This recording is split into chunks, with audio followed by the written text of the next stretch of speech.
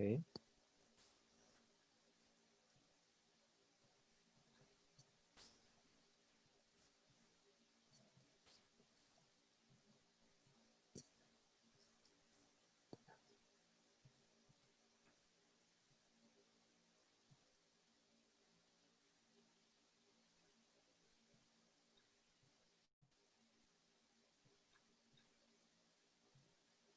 Okay, so we're live already in YouTube.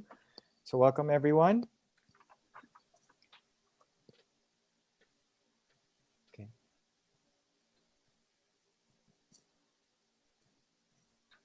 I'll just give a few seconds for the participants to join.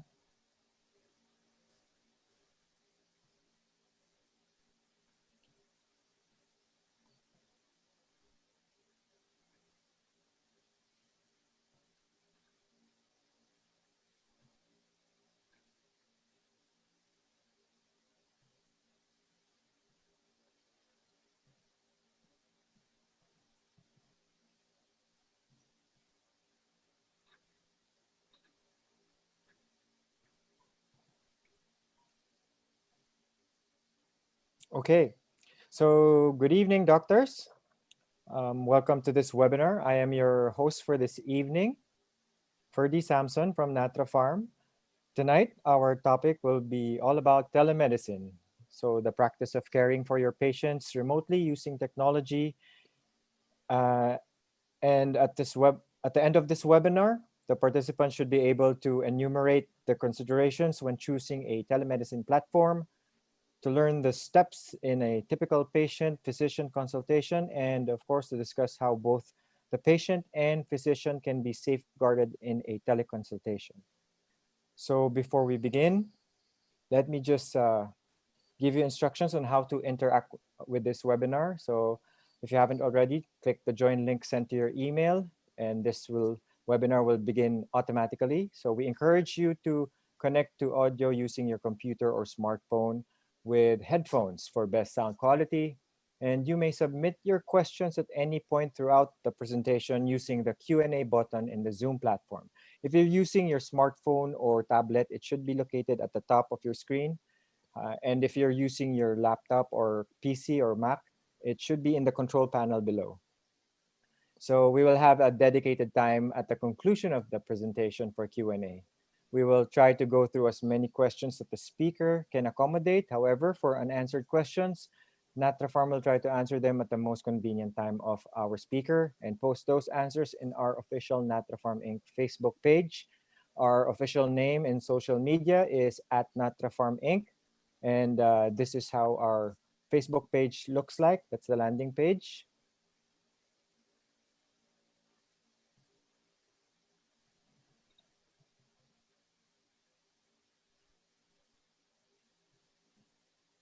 So our webinar will begin shortly, but before we do, let me introduce our moderator for this evening. So our moderator is the editor-in-chief of My Heart PH, the official magazine of the PHA. He is the head of Emergency Services Department of UST Hospital, where he is also a consultant in the section of cardiology. He's also a faculty member of the UST Faculty of Medicine and Surgery and College of Rehabilitation Sciences. So let's welcome Dr. Don Reyes. Dr. Reyes, good evening. Hello, Ferdy.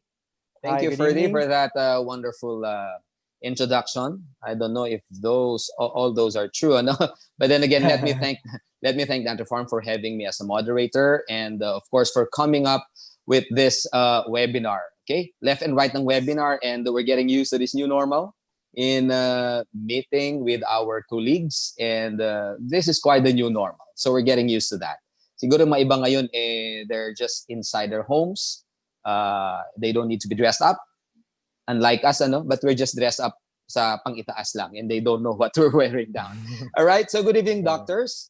And we all know that this COVID-19 pandemic is far from over.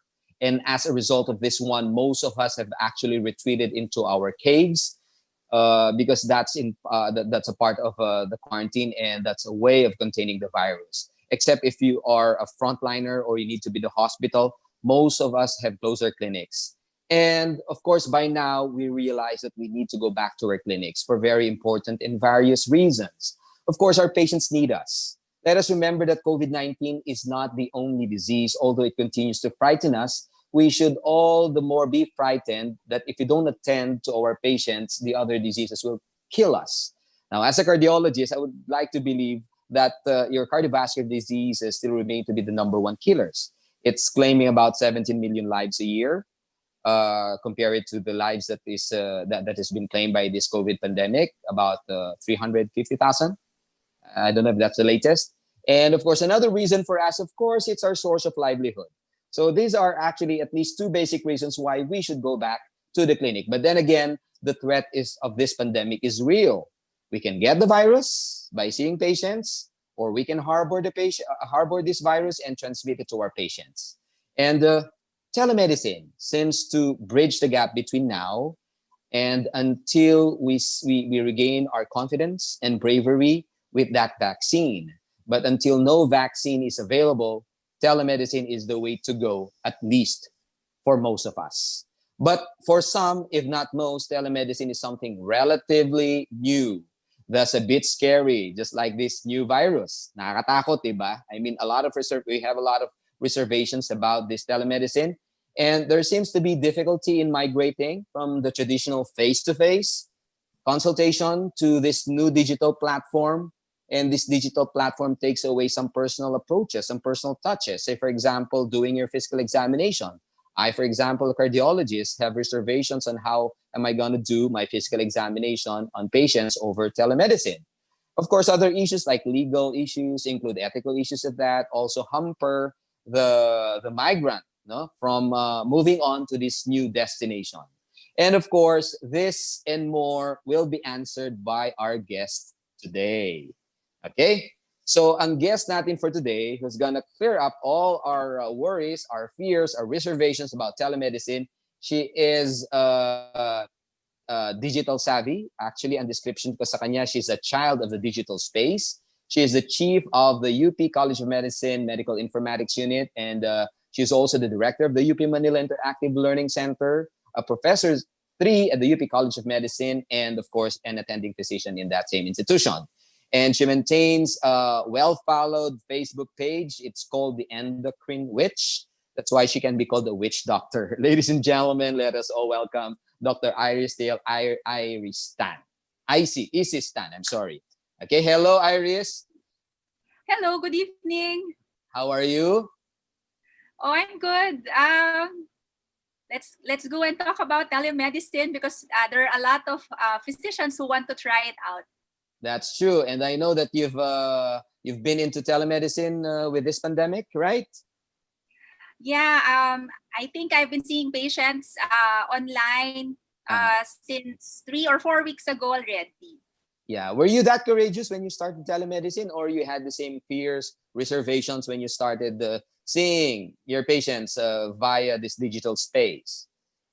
I started gradually. So in my endocrine practice, I actually have a separate clinic phone. So even before the pandemic, I was used to answering text message inquiries, having patients send over blood sugar records or their blood pressure records.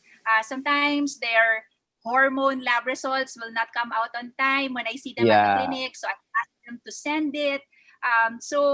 That part of it, using text or using email, was not so new to me. But then I knew that I had to expand further because there are limitations to having a clinic or consultation that is only text-based. Yeah. So as an endocrinologist, the transition for you is quite easy. But for the others, probably it's kind of difficult. And, Iris, marami nang gustong makinig sa sasabihin mo. And for our audience, alam ko 1,000, at least 1,000 yan kasi nagsara ang registration with 1,000 registrants and we're live on YouTube. And for your questions, you can always use the Q&A portion. Iris, take it away. So good evening again. Let's talk about telemedicine tonight. And I tried to entitle it this way. You did what? To whom? On what? Okay, because we're talking about platforms. What did you do on a telemed platform or on a communication software? Because we know that telemedicine is about providing care. at a distance. So you're not together with the patient. So this is my outline for tonight's talk, but I would like to tell you that much of what I'm going to talk about, and if you have further questions, please go to bit.ly/UPMIU Telemed 2020, because that already contains 4 documents that are meant to guide you if you want to start doing telemedicine or teleconsultation. So for tonight, I'm going to talk about 3 things. First, how do you choose a telemedicine platform? I will not tell you what's the best because it really depends on what your needs are, but I will tell you the considerations that you need to look at when choosing a telemed platform.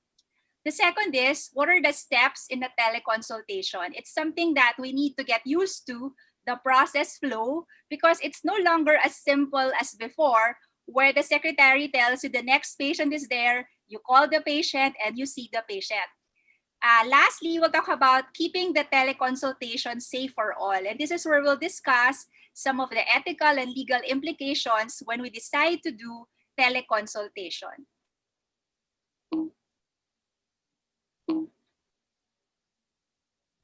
So when we talk about how do we select a telemedicine platform, these are the 3 things that I'd like you to ask yourself, okay? Because only you can figure out what is best for you. So how do you intend to incorporate telemedicine into your practice?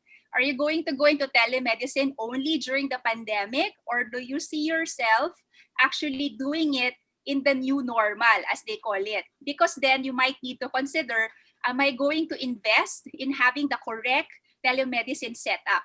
So if I choose something, a telemed platform, will I pay for that in the long term? Do I want the free product?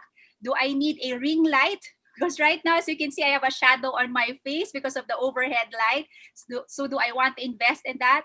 Do I want a new headset with a microphone, etc.? So, and that will go with the platform you're going to use. Second, to what extent and what services will you offer via telemedicine?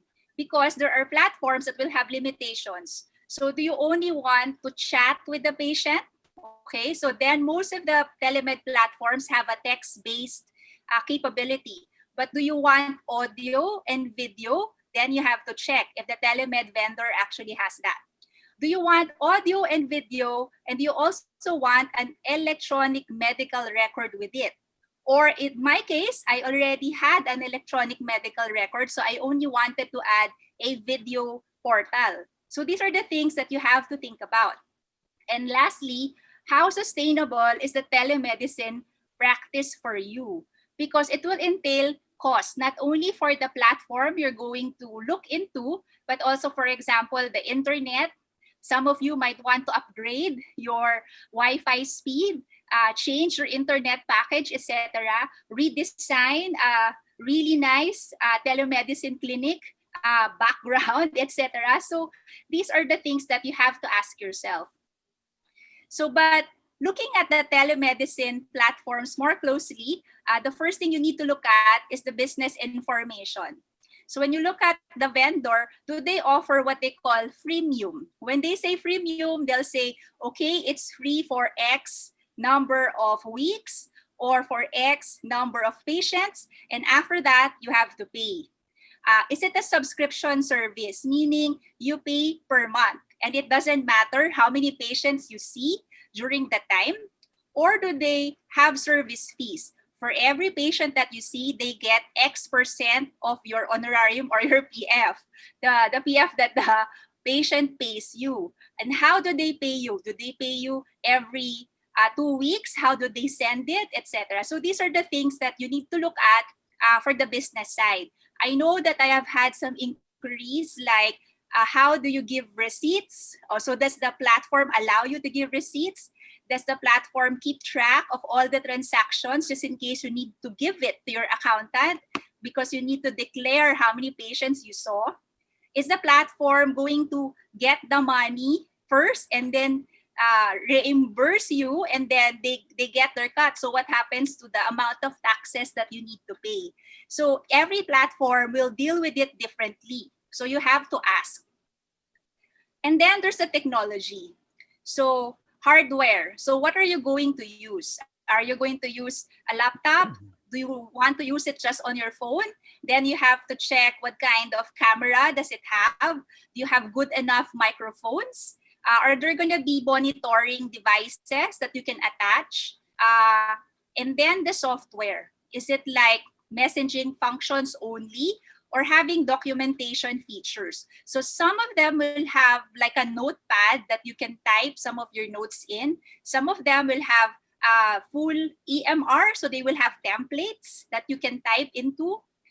And then you ask, how about the storage and transmission of data? If I type something into that EMR and that EMR is cloud-based, how sure am I that it's always going to be up because the service might be down and then I can't get the data inside?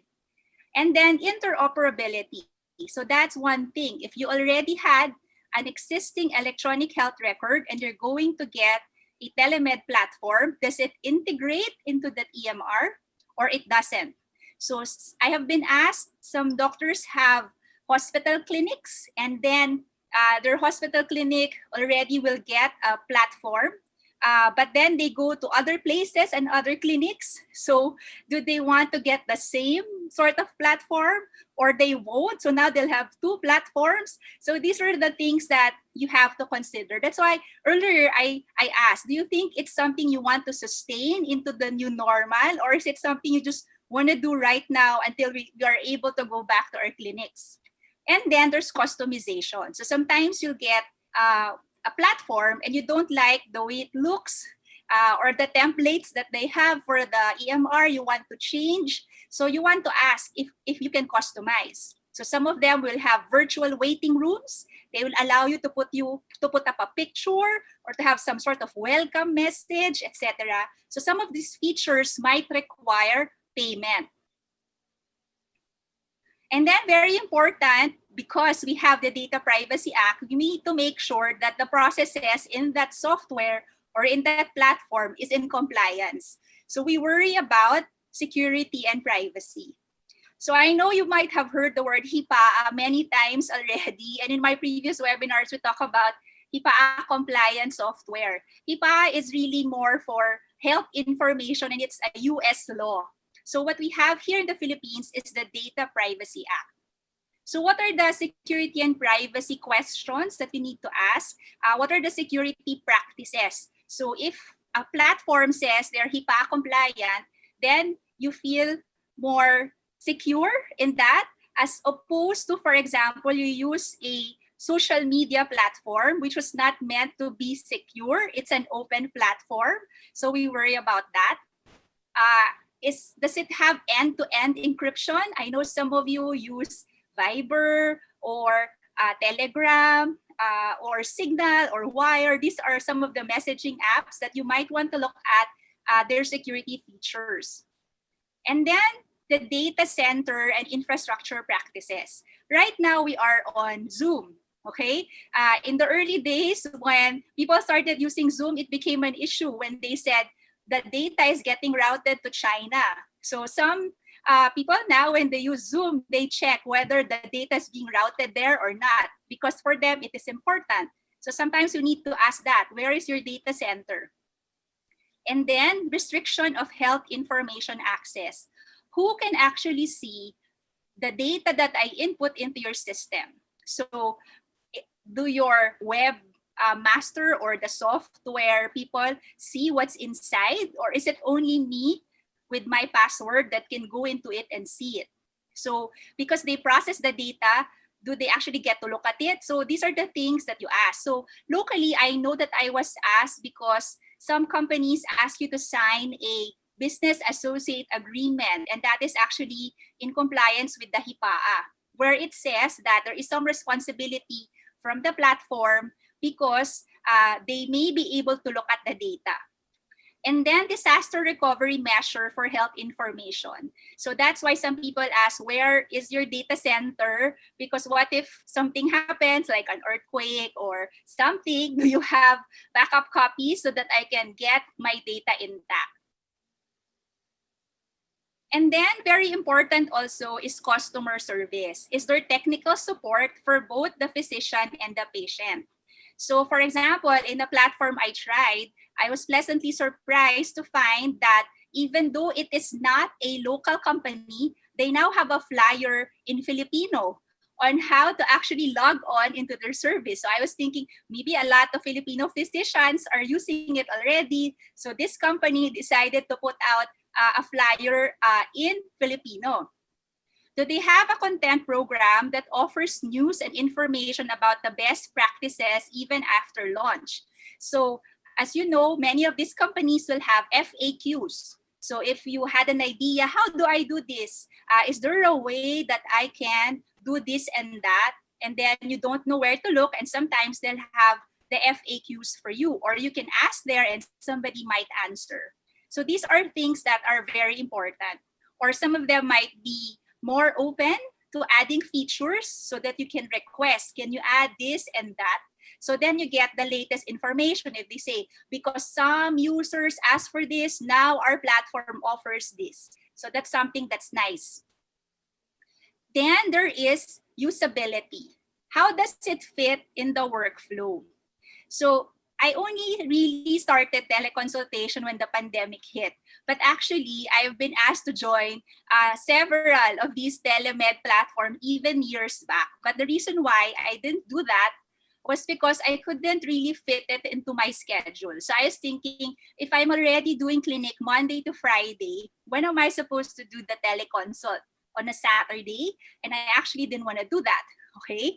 Or is it going to be in the morning, I will do a teleconsult, and in the afternoon, I will do my actual face-to-face clinic. So these are the things that you need to figure out. Is it too complex to use? So if you as the doctor is having a problem using it, what more are patients? So you also need to try it out. And then your interface when you're interacting with the platform may be different from what the patient is seeing. So it might be a good idea to ask a friend or for you to try it out on both ways. As a patient and as a doctor, what does it look like, the interface? So you want the interface to be user-friendly. So some platforms will say there's a different app for the doctor and there's a different app for the patient. So make sure that you download the correct app. And then there are procedures for registration, etc. So these are all things that we need to do and our patients need to do. And if it's too complex, then it might not be useful. Next are their billing features. So many people are asking that. And for me, it was a consideration. Because I practice in the Philippine General Hospital, I found that many of my patients don't have credit cards. So automatically, if the platform only offers credit card, then I can't get my patients on the platform. Now, if I use other mobile services for paying, can that be incorporated into the platform, or I have to do that myself because it's not there? So these are the things that you need to consider when choosing a telemed platform. So that's it. Okay, so please don't ask me which one is the best, because then you have to look at your context and how you're going to use it, how it's going to fit in the workflow. Are you going to do this just now, or are you going to invest in it because you think it's going to be part of the new normal? So next, let's talk about the steps in a teleconsultation. How different is it from your usual face-to-face at the clinic? So what are the minimum requirements to set up for telemedicine first? And we need to talk about this because you're going to have a device and the patient also needs to have a device. So is it going to be a phone, a cell phone, with or without camera, a computer, with or without a webcam? What kind of webcam do you require? So for example, the dermatologists were telling me that they need clear pictures. So then, when we researched it in our MIU telemedicine guidance documents, they said the camera of the cell phone must be 5 to 8 megapixels. So you have to tell the patient that, take a picture of the lesion, but it has to be 5 to 8 megapixels. If you're using video or chat software, a stable internet connection is needed. And in our document, we said 2 Mbps per user. And then a private, well-lit location is preferred. And For me, I don't do teleconsultations in the afternoon or evening because here, as you can see, my setup is not ideal. So I do it in another place and I use the natural light from the window. So I do my teleconsultation during the day. So why did we say 2 Mbps per user? Because when you have that speed, that will provide for 720p HD video and 30 frames per second. Because sometimes you can see the lag if the internet is slower than that. Now, people will tell me, why did you say per user? Because sometimes they promise you 10 Mbps and then it doesn't come out 10 Mbps. It's only like 5 or 6. And then there are like 5 people in your house. So you divide that and each person only gets 1 Mbps. So like right now, I'm doing a webinar. Everyone in my house is forbidden to log on into the internet so that I can be sure that I get the nice Wi-Fi speed. What do you need? You need a private, quiet, well-lit room, a comfortable seat, especially if you're going to be sitting there for a few hours seeing patients via the computer. You need a secure table platform. You don't want, because we have to say that the camera is at eye level, right? So right now, my computer is sitting on several books, okay? But I know that online you can buy this sort of tables where you can put the computer. You have to make sure it's secure because it might fall or something. Then you need to stand up. Then people will see that you're only wearing shorts or something. So these are the things that we are advising you to. And as you may have seen, Dr. Don had very good lighting. That's white light. It shouldn't be incandescent. The recommended background color is light blue. Okay? And then they said, try to eliminate echo. So test where you are going to be, if it has echo or not. Now, what are we going to wear to the teleconsultation? There was literature to say that older people prefer white coats. But then white coats and light colors can increase reflection and glare. I'm wearing glasses and you can see the glare. And when I was like doing my teleconsultation with natural light, I tried to dim the screen on my computer so to lessen the glare. But then I couldn't read what I was typing or the lab results on the screen. So really you have to adjust. And then the angle and vantage point. So I know that you have been to several webinars and we can see the nose view and we don't want to show that to our patients. We don't want to emphasize bad posture or fidgeting. Now look at the patient. So right now I have my slide here, but then the webcam is there. So I'm trying to look at it and not at my slide, okay? So that's why they said disable picture and picture. Because if you do that, you have a tendency to look at the picture and you're not looking at the camera at all. Now, you may or may not wear headsets for privacy. So it really depends because we're not in an ideal setting. I'm doing teleconsultation inside my house. There are children in my house. So we don't want them to hear the conversations I'm having with my patients. So I usually lock myself up in a room. Then I don't need to wear a headset. But if there are other people around, I think we do need to wear a headset. So here are the steps. So what do we do before the teleconsultation, during, and after? So before, we need to set up. So that's why I ran through the technical and the room requirements with you earlier. Second, very important, select the patient. So suitability depends on several factors. So is it something that you can manage and give treatment or management for without actually needing to touch the patient? So for example, a personal decision I made is to only see follow-up patients. I am not that brave to see new patients whom I do not know, okay? And even if I see follow-up patients, I have a triage process in place. I do not accept everyone because if it's something that I cannot resolve through a teleconsultation, they need to go and see a doctor face-to-face. Prepare previous records because documentation is important. So I have an EMR right now, but it's in the clinic and I'm not able to actually access the EMR from home because they're very strict about security. They won't allow me to do a virtual private network to reach the EMR there. So practically, I do not have the previous records. So as part of my triage process, I ask my old patients, please send me a photo of your old prescription, the last lab result when I saw you, the latest lab result that you have now, so that at least I can take a look. Check connection. Is the audio or video clear? So when you start the teleconsultation, before you do the actual doctor and patient part, you say, hi, and then you check, naririnig niyo po ba ako, Nay? Malinaw po ba? Then you check. Because I have had several instances where they can hear me, but I can't hear them. So we sort of need to make the adjustment before we talk about anything important. And then give introductions. So there may be companions or family members present. What's nice with having follow-up patients, usually the companion is someone you already know, but sometimes also because they got trapped in the lockdown or somewhere else with some people that I haven't seen. So they have to introduce them to me as well, and I introduce myself to them too. Secure consent. So there's many people asking me about this. We do have it in our bit.ly UPMIU Telemed 2020. There's a sample template there, and it's both in English and Filipino. I've had feedback telling me, Iris, the consent form is too long. Okay, that is the ideal consent form that has everything in it. We try to put everything in it.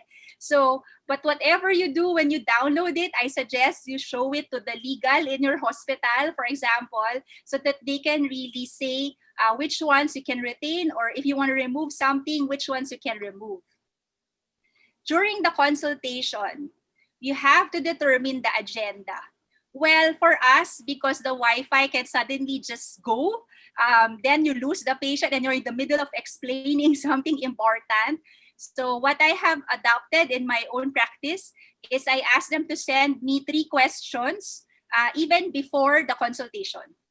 So sometimes they'll say, Doc, I have no questions. I just need actually a refill of my prescription and I want you to look at my labs. And I saw them and I think my sugar is okay. So nothing much is going on. But then I'll also have patients that will say, my feet hurt, and then I need to ask you about that, etc. So more or less, I get prepared already on what we're going to talk about during the consultation. And then during the consultation, I repeat that. So these are the 3 questions you sent me. Is there something you want to add, or did something occur to you after that? Explain the process. So we have to explain what is needed for diagnosis and treatment.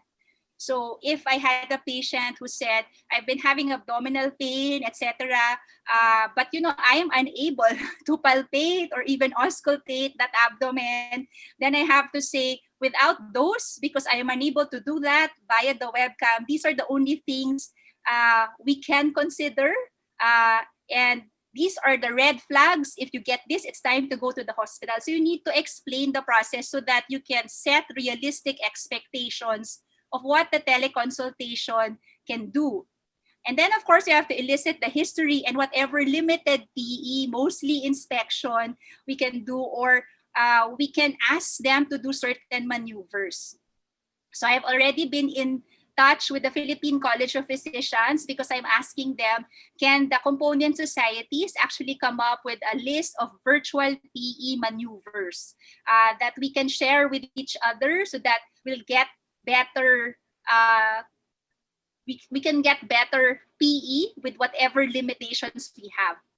Then lastly, get patient feedback. So for now, I am not yet returning to my clinic face-to-face. So I tell patients, for now, this is all we can do. Are you happy with this? If you are stable and it's only about blood sugar or blood pressure or your cholesterol, etc., so you can send me the labs, we can discuss this. I think this is good enough. But if you have other problems, then we might need to see each other face-to-face. So we also have a sample template for patient feedback. Are you happy? Was the connection good? Did you not like it for whatever reason, etc.?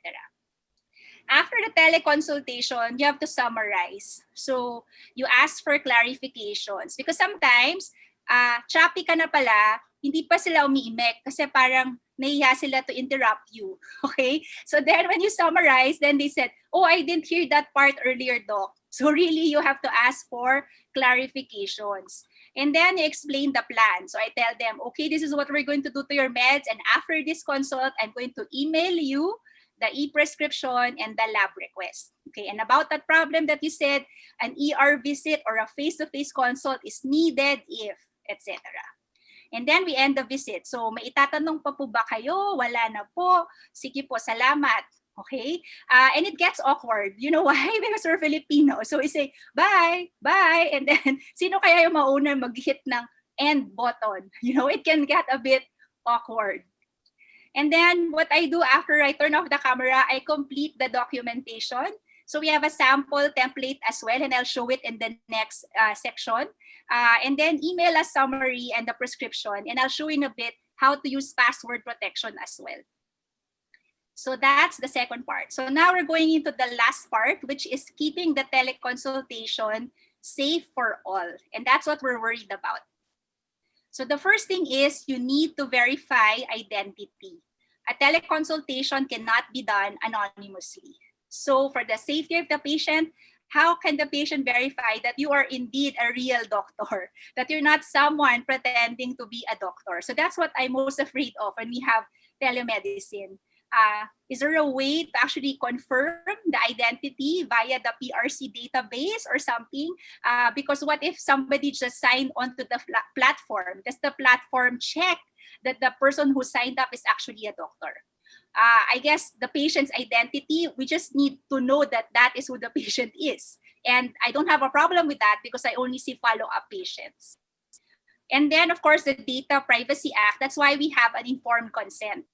So people have asked me, how come, Iris, when you see a patient in your face-to-face clinic, you don't ask them to sign an informed consent? How come now you're doing telemedicine, you have to ask them for consent? Well, because there are limitations to teleconsultation, and you need to be able to get consent for that they know that there are certain risks and limitations. And because the Data Privacy Act is the way it is, consent shall be evidenced by written, electronic, or recorded means. So meaning, implied consent is not recognized. The patient has to actively do something like sign, okay, a form to really show that he is consenting to the teleconsultation. So implied consent is not accepted. We keep on saying that because some people have said, what if they emailed me? So that means that they already accept the benefits and limitations of telemedicine. But if we're going to be extra careful, we really should ask for the consent first before we do anything with the patient. Because it has to be freely given, specific, informed indication of will, where the data subject agrees to the collection and processing of personal information about and or relating to him or her. And that's the Data Privacy Act, Section 3B. So when you go to our consent form, I'm very happy and I'm going to thank Professor Vlad Gonzalez again because he did the Filipino translation of our consent form. It has the following elements. That's why it has 3 pages. So it has the introduction and the purpose. It talks about the nature of the telemedicine consultation. What are the benefits? What are the potential risks? What are the data privacy and confidentiality issues and the rights and limitations? So those are the 6 things that are in there. So I have here a screenshot and it's only the top part. So as I said, there's 3 pages of them. So for example, it says here, introduction and purpose. It informs the patient what is telemedicine. And in it, it says that when a face-to-face consultation is not possible. So we're trying to make it clear to them that this is not the gold standard. The gold standard is really a face-to-face consultation. Now, people have asked me about recording, okay? And I have received varying opinions about recording. So some doctors want to record for their protection. Some patients want to record for their protection. But the Data Privacy Act says if any recording is to be done, then there should be consent by all parties in the recording. Meaning if the doctor says, can I record this? the doctor and the patient both need to agree. And the same is if it's the patient asking. So what we have done is if you do decide to record the teleconsultation, we also have a sample consent form for recording. We did not put it in the main consent form because we're not sure that it's something you want to do. Why? Because if you record that, then it becomes data that you also need to protect. Will it follow what it says there for the paper charts, that it has to be stored for 15 years? You have to make sure that where you're storing the recording is not going to be breached, etc. So for the documentation template, well, you know, we have EMRs, we have paper charts, we're used to really writing our notes, but then there are certain things that we now have to write that's extra. So we have to write certain things like, this is a telemedicine visit using X platform on this date. The patient has provided consent to use the technology. Here's the consent form. What were the limitations of today's visit, if any? So sometimes I've had to say the Wi-Fi did not hold and we had to terminate the video consult, so we shifted to audio only, etc. So these are things that you want to document. What were the measures done to address them? Sometimes it's not only technical. You need to document a limitation in your PE. So you say, patient complained of chest pain, but I am unable to auscultate. Therefore, this is what I did. I asked the patient to go and have an ECG or be seen by another doctor. We don't know if the PhilHealth is going to reimburse teleconsultation. But in other countries, it's very important to them, the duration of the teleconsultation. So we also put that in our documentation template. We also want to document who were present with the patient. So just in case there's a question later on, you know, I informed the daughter was there during the teleconsultation, and this is what we agreed. Okay, so we have a template there in our document as well. And then we really want to make this teleconsultation very much patient-centered. And so we want to encourage feedback and we want to monitor outcomes. So when we talk about teleconsultation, my thinking is when I do a teleconsultation, that saves the patient a trip to my clinic. But is it overall better for her? Are there some things I'm going to miss? So we actually need to monitor outcomes and do some research on it. So the feedback form, as I've said, is there in our folder. And the things that we ask are, ease in scheduling appointments. Is it feasible or convenient for you? Were you satisfied with the teleconsultation? Were your questions answered adequately, etc.? So then we give an e-prescription. So there is an FDA circular that says we are allowing e-prescription during the pandemic. So the way they defined it, it's optical electronic data, meaning it may be an image in PDF, JPEG, or other photo file format, which is generated, sent, received, or stored through email and messaging applications. So some people write the prescription and then they take a picture. Or some people really utilize, word processing software and really type the prescription and then attach a digital signature and send it to the patient. So the electronic prescription is equivalent to a written prescription according to the FDA circular for COVID pandemic response. So you must keep a copy of the e-prescription in the patient's medical records. Now, why do we send a teleconsultation summary to the patient? That's something I've been doing because we want transparency. We want to allow for correction of discrepancies and misinterpretation because, as you said, sometimes it might have been choppy. You could only hear every third word of what he said, or the patient didn't hear everything but was too shy to ask. So when you send, I email a teleconsultation summary, then they can say like, oh, I forgot to ask doctor these things, and can you please clarify, etc. And then a reminder for the next steps. So I also send that in the email. Your next test should be done on this date. I need you to see a cardiologist, etc. So it's all there. Now, this last part is a video that doesn't have sound, so don't worry if you don't hear anything. But it's actually a short clip on how to use confidential mode in Gmail, because you heard me talking about sending information. So just in case you want to do that, so what happens is when you send an email, at the very bottom of the Gmail interface, you see that lock with the clock.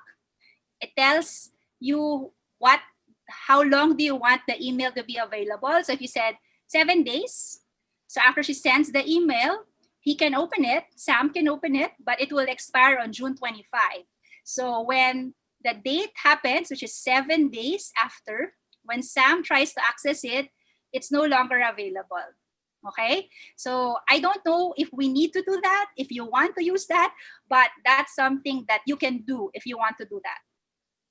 Okay, so that's actually the end of my presentation. Thank you very much for coming to this webinar. I have on the screen my Twitter handle, my academic email address, and again, the very important link where you can get our MIU, that's the Medical Informatics Unit of the UP Manila, bit.ly/UPMIU Telemed 2020 for our MIU telemedicine guidance documents. Thank you. Wow. Thank you, Iris, for that wonderful lecture. And I'm sure marami ang na-encourage or nabigyan ng confidence to start on telemedicine. And of course, there are a lot of questions, including mine. No? Siguro being the moderator, siguro ako yung unang magtatanong. All right. So I really have a lot of reservations about getting the consent because, as you said earlier, the implied consent is not really acknowledged under the Data Privacy Act, right? Yung mga ganyan, okay? But how do we really do the consent? Let's say for the recording, if you want it to be recorded, so the patient has to agree with it, or if the patient wants it to be recorded and you have to agree with it, how do we get a consent for the recording? So first I have to ask you, did it suddenly occur to you that you wanted to record it, or beforehand it's your policy that you want to record it? Because you just need evidence that you got the consent. So I have been told, for example, that, okay, I'm going to hit the record button now, Don. Do you agree that I will record this? So when I hit the record button, please say that you are expressly allowing me to record. So then it becomes part of the video recording. Hello, I am Don, and now Dr. Isip to record. So you just need evidence. But if it's something that you thought of beforehand, then the patient should sign the consent form before you even start. Now, my problem has been some people don't have printers, so they can't even like print the form and then sign it. Okay, they can read it in their email. So they have a problem sending me their signatures. So some of them will write out the last 5 sentences in that form because the last 5 sentences are important. It says, I have read the form and understood it. It has been explained to me. I had opportunity to ask questions. I agree to all the risks, benefits, limitations, etc., etc. And then you sign. Okay, so people have told me we need to make the consent process simpler, and I agree. So the thing with that's one of the questions from our audience. How do you make it simpler? It's evolving. So hopefully the lawyers can help us. And I've asked help from the Philippine College of Physicians, for example. How can we make the consent form shorter, simpler, and still fulfill all the requirements of the law so that we don't, have problems? I have been asked, do you have them sign every single time, even if they're repeat patients? And I was told, yes. Every single time. Yeah, so there's this question from Dulce Platon about this. If they cannot print and sign the consent form, can they just make a note that they read and agree with the consent form and then just send a picture of that note? Yes. Picture na lang. Yeah, the last 5 sentences. Some of them have also used the phone interface. So I have a picture also, parang JPEG of page 1, page 2, page 3. And then they scribble there, diba? You can annotate. So that's what some of them do. So electronic signatures pwede. Yes, but if they just scribble, how do I know that's the real signature? Mga That's ganyan. true. But at least I have some form of it there. So para sinasabi mo, this is a question from Maria Cielo Malihan. So can patients just use their electronic signatures on the informed consent? Yes. There was actually, I think there was a circular because in the beginning of the pandemic, I was interested in registering for a digital signature because the DICT has this facility where you can register a digital signature because I wanted to make sure that my digital signature is official so that it can't be faked or something. But I haven't been able to complete that process. So if you're interested, you look that up. There's like a digital signature process that you can get from the DICT. Yeah, okay. So now we go to the questions from our audience. Again, from Maria Cielo Malihan, how do you know if your data is being routed elsewhere when using a platform? Kasi ito yung fears talaga ng karamihan. So you have to ask. So for example, I belong to the University of the Philippines. And if you click on our account in Zoom, it tells you where the data is being routed. And it actually says, except China or in the US or something. So, Yeah. it's an option that's available that you can tick so that you know, okay. But of course, that means you also trust them that when they say routed there, it is not. Okay, so there's risk in everything, but at least you know that you need to ask, right? I mean, before, if we didn't know that, how would we know, right? Sometimes kasi you just have to take the leap, ano? Before you trust. Okay, another question from Maria S.L. Bermejo. So what is your take regarding the use of Messenger or Viber as platforms? Okay. Again, this is Do you trust Facebook? That's the thing. Because they will say, okay, it's protected, it's a secret message or something. Do you trust Facebook? Remember Cambridge Analytica? So things like that. Now, if you want to talk about Viber, they do have end-to-end encryption. However, I'm around IT experts a lot and I ask them, what is the best, most secure messaging platform? And they told me, Wire. And I go like, what's that? I don't even know what that is. Okay, so I had to look it up, but it was. Some of you use Signal or Telegram, and then they told me, yeah, Telegram is good, but the security encryption is unvetted. And I said, what does that mean? Not everyone in the IT community has taken a look at it and said it's okay. So, these are the very IT security things already, but I think we need to learn if we're going to engage in telemedicine. Yeah. So kapag yung ganito, is it advisable ba that a doctor maintains a lot of platforms? Let's say meron ka ng, let's say may telemedicine app ka na, then you're still maintaining a Viber platform or a messenger. Is it wise for a doctor to have multiple platforms for telemedicine? It really depends what you're using it for. So for example, if you're using it to transmit images and those images have patient identifiers, and then you don't know if you're going to lose your phone, because that's the thing with end-to-end encryption, meaning I'm sending a picture to you, in the transit, nobody will get to it. Once it gets to your phone, and then your phone gets stolen, and then somebody can just get my data, right? So there's really no foolproof process. So for me, I use, sa akin, I think I use the social media apps for my relatives. Those you cannot charge. Okay, there's another question here from Annalisa Miranda. Is it okay for patients not to see us during consultations? I only ask the mother to bring the child on camera after our conversation with it's needed already. So from a pediatrician, perhaps. I have another slide deck actually that takes a look at the pros and cons according to the mode of teleconsultation. So they say that video is the best because it's closest to the in-clinic environment. It's us talking, except that we're not together, right? We're at a distance. But if you say audio only, you have a problem with identity verification. How do I know that it's really Don I'm talking to? Ganun ko ba kabisado ang boses ni Don? Si Don talaga yan. Yeah, it's true. Yeah. Or how sure are they talking to me? Baka it's somebody else. I don't know if you saw it, but there was already someone trying to scam patients, collecting fees for a doctor, and the doctor didn't even know that this person was collecting fees for a teleconsult already. So these are the things. So you lose some. If you make it email or text-based, then you lose even more. You don't even hear. It's not even real time because you can't talk to the person. So there are pros and cons for every mode. Yeah, and for some patients, di ba, makita ka lang parang gumagaling na sila.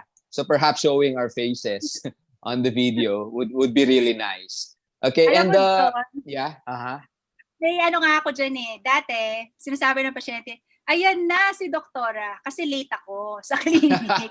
Pero ngayon, sa teleconsultation, ay, ayan na si doktora, parang masaya sila. I think so. Yeah, oo, kasi nag-aantay kasi na matagal. Kaya nandyan na siya. Okay, and then of course for pediatric patients, the consent should be signed by Yeah, the mother, by by the the parent, mother. right? Okay. Yes. Paano kung hindi mother or parent yung yung nagdala sa patient? See, yan na nga eh. Kaya kailangan we need to get the Philippine Pediatric Society also to look at these Mhm. things. Kasi Yeah. nangyayari Oo. parang ako or yung mga other people trying to do telemedicine, we're trying to figure it out on our own. But we need our societies to get together and say, okay, if you're gonna do Tama. it, this is Mhm. the correct way. Kaya dapat may bakuna na para matapos na ito. Then we could go back to a previous normal. Okay, there's the question on consent has been answered prior, but there is a question here from Maria Cristina King. Sabi niya, where can we have the link for the sample consent? I think meron ka nang sinabing link kanina, right? Yeah. I-link and bit.ly/UPMRU Telemed 2020. And I don't really get the question, who does the triage? Maybe sa telemedicine. Okay, so it really needs to be, so what happens to me is I have a clinic phone, right? And then the patient will text that and it's handled by my secretary and the secretary forwards it to me. This is the concern of the patient. So do you want to schedule the patient for a teleconsultation? So, and then I say, okay, these are the questions I want answered. And then if that's too much, we cannot figure it out, just schedule her for a teleconsultation. But there must be some way where you say, okay, what do you need? And most of them, when they text the clinic phone, they will tell you what they need. So they will say, I can't buy anymore, I lost my prescription, or I have a headache. So when I say, when it's like that and I have a headache and I'm an endocrinologist, so I say, was it hypoglycemia? What is your BP? And then when it's not any of those, I don't know what it is. So I say, do you want to see me via teleconsultation or do you want to see a neurologist right now? So there's an initial conversation before you say, okay, I think we need to do a teleconsult. All right. So let me shift the question to another aspect of telemedicine. How do we maximize physical examination through teleconsultation? I think this is a problem that concerns a lot of doctors, the cardiologists in particular. Okay, so last Monday, I was in a meeting with the Philippine College of Physicians. Dr. Regina Nazaret was very nice to actually organize it with the component societies. And I'm supposed to give a template for them to fill up on the virtual PE maneuvers. And then what happens is we will gather them as PCP, and then we will come out with a guidance that says, okay, these are the suggested ones. In our document, we have a graphic there.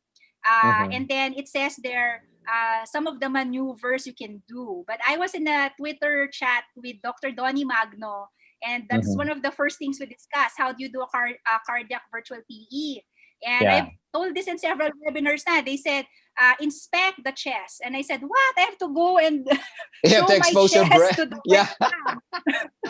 So I have this that's story. not Iris, I have this the story to share. Actually, I was just consulted, through telemedicine, but it's not a formal telemedicine. Actually, she's a 100-year-old patient, no? Actually, relative siya ng isang participant ngayon. I would like to shout out lang to Jamie Reyes. And that patient kasi hindi na makalabas kasi takot nga sa COVID. So, nagbe-visit na lang yung mga attending niya. And the patient was suspected of having heart failure. So, sabi ko, can you ask the nurse to get a video of the neck for the neck vein distension?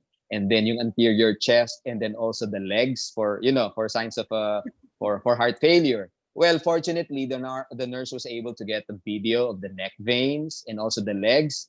Pero yung chest, yung anterior chest, mukhang hindi nagawa kasi nga i-expose nga naman talaga yung breast ni Lola sa video, di ba? So, yun lang. And then I was able to to do some management kasi may video naman. Okay, mukhang hindi naman congested talaga kasi hindi naman distended. So that's just to share how I do my first telemedicine consult. The concept of that is actually what we call a telepresenter. A telepresenter is a person who has a bit of training, like a nurse, a barangay health worker, or a midwife. Because, for example, there's a lesion. You can see, but then you can't touch, right? So you can tell the nurse, is it soft? Is it doughy? Or is it hard? At least the nurse sort of like is a little bit better, right? Than just That's the true. patient themselves who don't know what to describe. So that's a telepresenter. So if we're going to do this in the new normal, we probably might need telepresenter training as well, so that there are people Correct. like that who can help us. I was just fortunate, may nurse. Okay. Yes. There's this nagging question on, a lot of nagging questions on consent, no? But siguro kailangan nating sagutin at ulit-ulitin din natin ito. The question is coming from Maria Sherlita Rosario. Sabi niya, sometimes some patients do not know how to go about signing the consent form online despite teaching them. So what can we do about this? Para nagkakamot na siya ng ulo. Ano bang gagawin natin? The simplest I've had really is they write down the last 5 sentences nga that has the meat of the consent. Yung talagang sinasabi niya, I read the form, which is page 1 to page 3. I understood, I was able to ask questions, blah, blah, blah. So yung iba nga pad paper, they write it down and then they sign and then picture and then send to me. So you need to have some documentation. Now, we're still talking with the lawyers because some people have said, you know, I don't even do video consultation. I only do text. You mean to tell me how will I send 3 pages via text? Can't they just text me like, I agree, doctora. And then the doctora will just screenshot the text that says, I agree. Okay? So I think much of this is untried. Because we're only now doing this, so we don't know is that okay or not okay. So we really have to tell the lawyers that they need to make some guidance about it too. Yes, it's evolving. Parang ano rin yan, parang guidelines din. They keep evolving, di ba? Kasi we still don't know how we're gonna face this one, right? Okay, another question from Charmaine Simon. Are the apps safe because they get a picture of our PRC? Again, safety on our part. Getting a picture of our PRC. So that's why you need to read the terms of use. Mahirap din yan. You need to see that they're actually protecting the data. But again, in the end, it's all a matter of trust. Do you trust that they will protect your data? So, kasi nga nating is safe. But anything can get hacked. But we just need to take the necessary precautions. Yeah. So I think merong isang tanong dito, very very common, no? Very Filipino actually. Sabi ni Mona Lisa Miranda, are patients allowed to bring another patient? Let's say a sibling who's also sick for consult. So, yung parang nangyayari sa clinic natin na, ay doc, si ganito, may sakit din, ano bang gagawin, di ba? So parang 2 patients with 1 consult. So how are you going to deal with this one over telemedicine? Okay, so because in my process, because there's a triage, right? And then once I determine, okay, you need to schedule this patient, then the secretary triggers the things. She asks for the informed consent. She tells them to make an online bank transfer for my fee. She tells them to take a photo of the things, etc. So they know that they can't just surprise me with another patient because I asked for all those things. But it has happened. Someone said, but you know, my daughter also has this lump in the neck, etc. What did I do? I said, unang-una, hindi ko po siya pasyente. Kayo po, kilala ko po kayo kasi follow-up na po kayo. Pero if you want to do a ultrasound or you want to do a T4-TSH, I can give you a request. But once that your daughter has these things done, she cannot see me because I prefer that it's the first consult for the thyroid. She actually sees someone face-to-face. Hindi naman sila nagagalit. Kaya lang kasi parang dapat i-explain mo lang, may limit po to. Hindi katulad to sa clinic na pwede ko nang hawakan yung leeg niya right now. Ganon. Siyempre, ano rin yan, kahit na digital space, para-paraan din yan. Okay, these 2 questions are related. It's about the email, security over emails. Sabi ni Maria Cielo Malihan, okay, very active si Maria, Dr. Maria, hello. Does Yahoo Mail have the same security features that you mentioned in your talk under Google Mail? And then sabi naman ni Alfredo Yap, what is again that feature in Gmail that limits the validity of the email? Okay, siguro first question muna, yung security features ng Gmail or yung Yahoo, similar to the Gmail. I don't know because I don't use Yahoo email. So I don't know, sorry, hindi ko po alam kung meron. If you want to ask me what is the most secure email, it's Proton email according to my IT friends. Kasi yung Proton email, mas marami siyang security features. But in the end, sabi nila sa akin, kasi we don't trust Google. Kaya ayaw namin ng Gmail. Kaya Proton Mails. Yung mga unknown emails yan. Para sa akin, ewan ko sa kanila siguro well-known yun. Yung tinatawag dun sa feature na yun, confidential mode. Confidential mode Gmail. So nasa toolbar siya sa ilalim po. Makikita nyo may lock na may timer. Yun po yun. Pwede po siyang humingi ng SMS password pa nga kung gusto mo sabihin na text pa yung password. Okay. Now, again, may consent. Okay, talagang karamihan sa mga tanong sa iyo ngayon, Iris, is about the consent. But I think it's quite clear kanina that we can use yung consent form from UP. That's from Melissa Montoya. Yes, di ba? Yeah, and you gave the link kanina. Yeah, it's just that if you're using it in the context of a hospital, I mean, it's not for individual use, halimbawa, then make sure that you have it seen by the lawyer of the hospital, di ba? Kasi baka mamaya meron na palang silang na-prepare na for your hospital. Correct. Yes. So you have to get in touch with the lawyers, with the legal department of your institution. Okay, now there's another question. Mas malapit to sa sikmura natin, Iris. Doktora, how many patients do you cater per day or per week? And then ito yung mas mahalaga. How are you compensated? From Lorna Diorico. Mas gusto ko ang sagot mo dyan. Abangan ko yan. Okay. So, before the pandemic, I was having clinic 5 days a week. Okay? During the pandemic, I only have clinic twice a week. Okay? And then, hindi pa pare-pareho yung day. Hindi yung katulad dati, halimbawa, Monday to Friday. Ngayon, minsan gagawin ko siya Tuesday and Friday, minsan Wednesday and Saturday, kasi iniipon sila muna. Kasi nga, merong proseso Kailangan padala muna yung consent, yung form, ganyan-ganyan. So, ginagather yan ng secretary ko. Tapos, ang instruction ko sa kanya, hanggang 6 lang ang tatanggapin natin for any day. So, usually, I'm like 9 a.m. to 12 noon. So, ang schedule ko is parang 30 minutes, pero hindi nauubos naman yung patient yung 30 minutes Usually 15 to 20. Yung last 10 minutes, kasi ginagawa ko yung aking documentation. Yes. So it really takes a lot of time. Ang hirap kasi pag hindi mo siya ginawa kaagad, makakalimutan mo ano nga pa That's sinabi ko. So, Yes. ang ginagawa ko na ngayon, since I don't have access to my EMR, I'm talking to the patient, then sinasabi ko niya, ito tinatype ko na sa email. Ito yung agreement natin, kasi ito yung prescription. So, dapat ma-receive mo yung email within 30 minutes, ganyan. Pag hindi mo na-receive, mag-text ka na kagad sa secretary na hindi mo pa na-receive para i-check ko kung bakit hindi mo natanggap. Yeah. Siguro yung next, siguro mas maganda yung tanong na ganito, yung second question niya kasi, pero meron kasing isang tanong din. Actually, mas magandang, should our PF be lower or the same as our face-to-face clinic? Kasi, di ba, we can do our complete complete consultation. We just can do history. Yung physical examination, medyo hirap. But then again, it takes more, it's more challenging to do telemedicine, right? And it takes more time. So, ano sa tingin mo? Should the PF be higher or lower? Alam mo, may chapter 5 pa kami na ginagawa dun sa aming abangan natin yan. Documents. And it's really all about ethical, legal, social issues.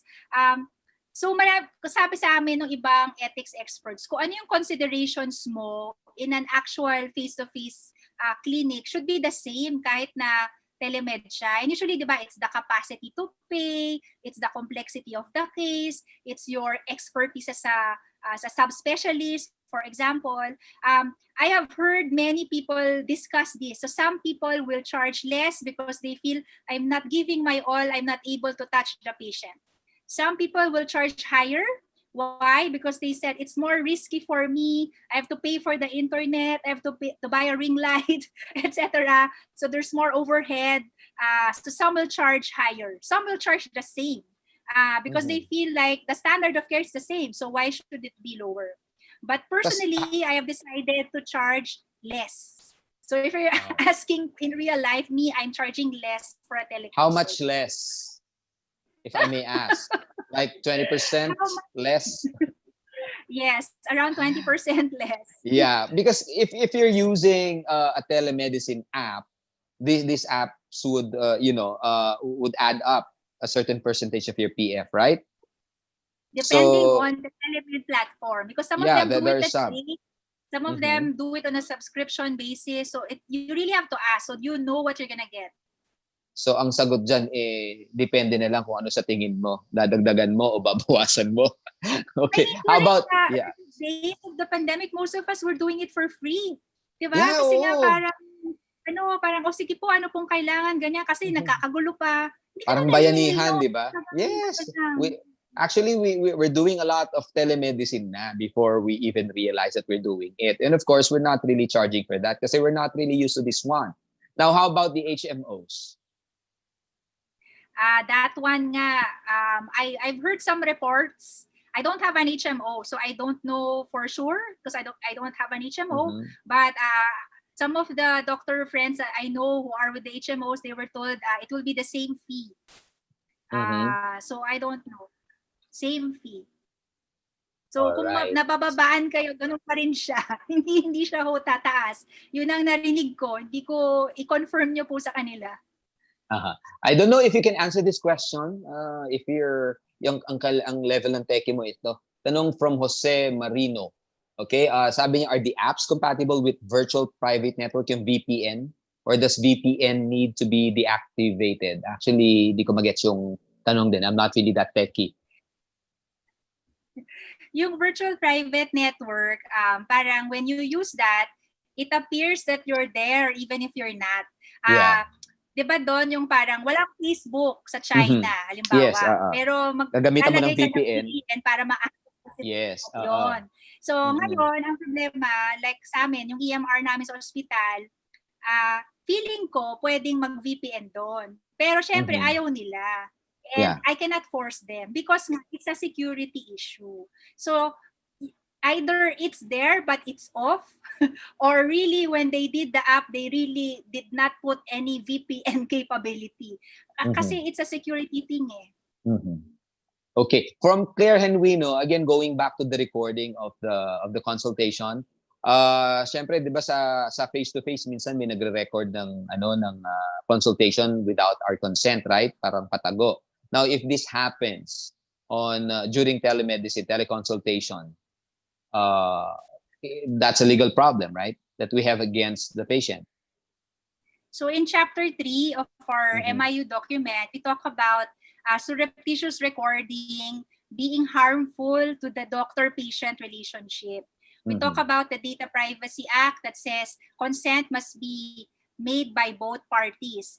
We talk about the anti-wiretapping law that says if I record something without permission, I cannot use it in court because that's not allowed. So may mga ganon. Yes. Ito me at clinic, minsan nga hindi pa nga tago eh. As in, nakikita mo talaga, lalabas, tapos nakaganyan sa'yo. So ito yung ginagawa ko po. Pag nakita ko na, sinasabi ko, excuse me po, nire-record niyo po ba ako? Ganon. So usually sabi ng bantay, opo. Sabi ko, bakit mo naman ako nire-record? Di ka nagpapaalam. Sabi ko sa kanya, alam mo, na hindi ako artista. So kapag nakaganyan ka sa akin, nawawala ako sa gusto kong gawin, tanungin sa pasyente mo, nako-conscious ako. So ang gawin natin, para saan ba yan?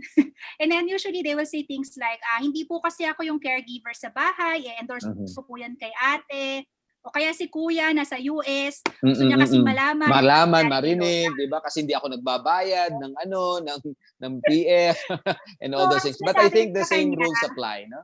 Oo. So sinasabi ko sa kanya, ganito, tatapusin ko muna 'to lahat. Pagkatapos bigay mo sa akin yung telepono mo, ikukwento ko doon. So usually that's what I do. I give an audio recording. So I say, dear kuya, itong sitwasyon ni nanay, etc. So at least, na siya, condensed. Hindi na kailangan makita lahat ng nangyari. And I think the legal implications would apply.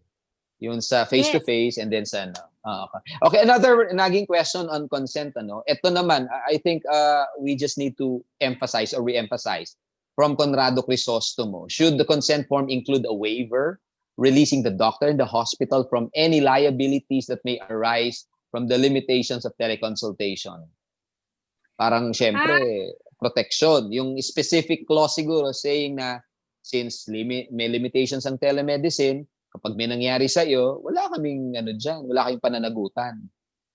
Ang ano kasi talaga doon, I'm not sure about the waiver thing. Kaya nga sinasabi ko sa inyo, yung template namin, dalhin nyo doon sa hospital attorney nyo para makita niya.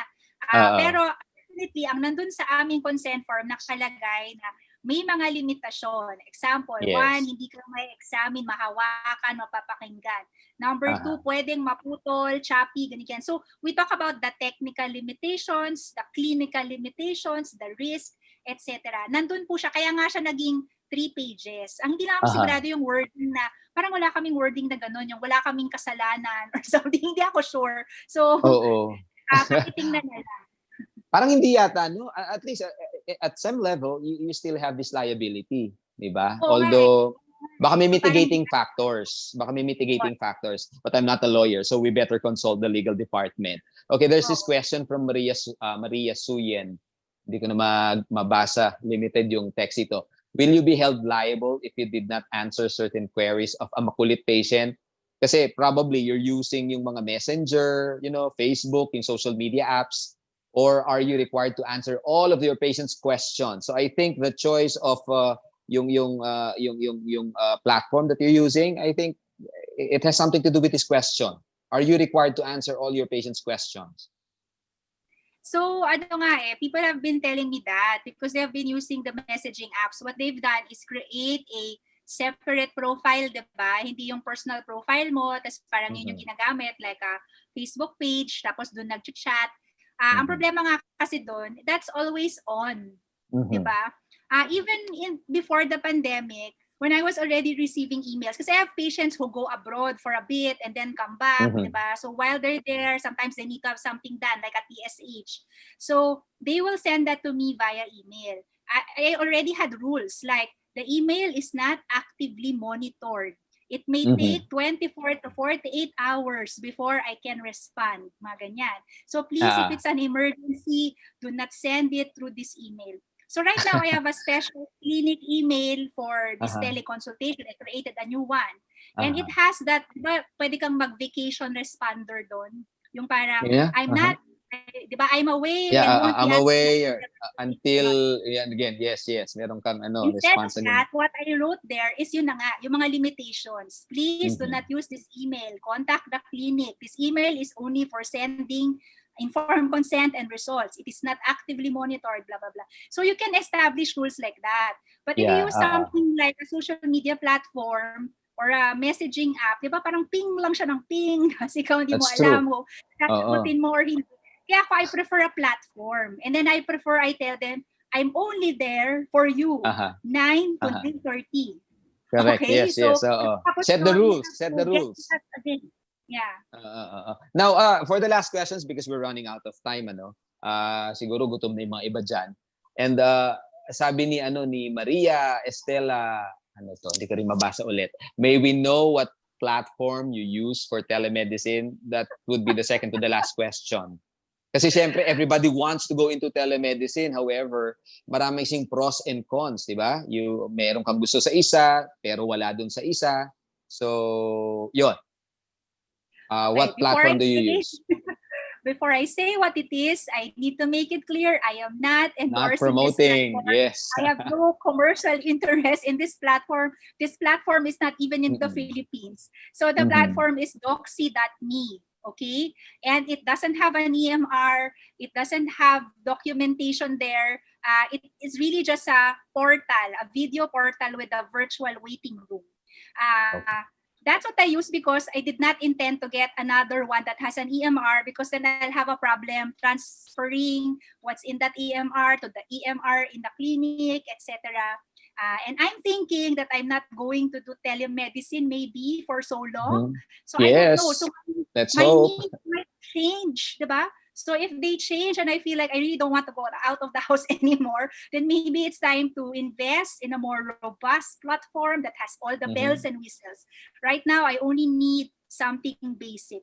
I actually pulled up the consent form because I'm looking for the waiver. I don't think we have a waiver statement in our consent form. We do not.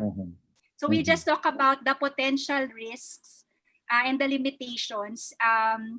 And in that one sentence, it says there, I fully understand the risks and benefits of telemedicine as they were shared in a language I can understand. Yeah. Mhm. Agree. Last question.